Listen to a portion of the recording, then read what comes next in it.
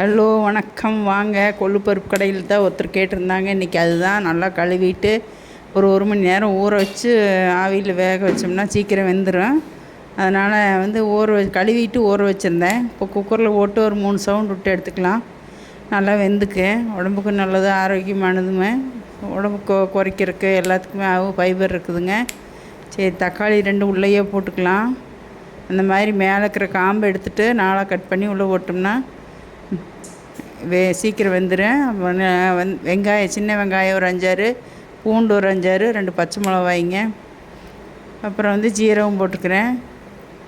இது கூட 5-6 கொத்தமல்லி, சீரகம், 2 வரமிளகாய் போட்டு அரைச்சி உள்ளே ஓட்டோம்னா, மஞ்சத்தூள் போட்டுங்க, மிக்சியில் போட்டு ஒரு அடி அடித்து உள்ளே போட்டு வேக வச்சிட்டோம்னா நல்லா மனம் சூப்பர் மணமாக இருக்குங்க. கொஞ்சம் பெருங்காயம் போட்டுக்கலாம். ஒரு அடி அடித்து பாருங்க, போட்டாச்சு. போட்டு மூடி வச்சு 5-6 விசில் விட்டுக்கலாம். நல்லா வெந்துக்கு. 5-6 விசில் ஆகி ஆஃப் ஆயிடுச்சு பாருங்க. நல்லா வெந்துருச்சு. அமுத்தி பார்த்தா நல்லா வெந்துருச்சு. அந்த தண்ணி ஈர்த்துக்கலாம், ரசத்துக்கு ஈர்த்துட்டு அப்புறம் அப்படியே கடைஞ்சிங்க, உப்பு போட்டு கடைஞ்சி 2 கடுகு சீரகம் போட்டு தாளித்து,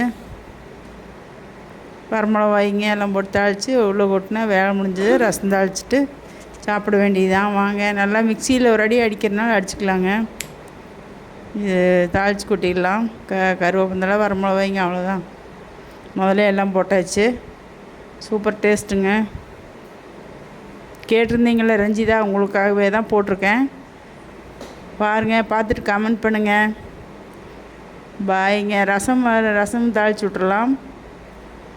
அந்த தண்ணியிலையே கொஞ்சங்க சீரக மிளகு நுணுக்கி போட்டு, கொத்தமல்லி தழை, கருவேப்பந்தலையெல்லாம் போட்டுங்க, வெங்காயம் ஒரு சின்னதாக கொஞ்சமாக அரிஞ்சு அதையும் தாளித்து விட்டுங்க. அப்புறம் ரசம் இன்றைக்கி கடையில் அவ்வளோதாங்க. வாங்க சாப்பிட்லாம்.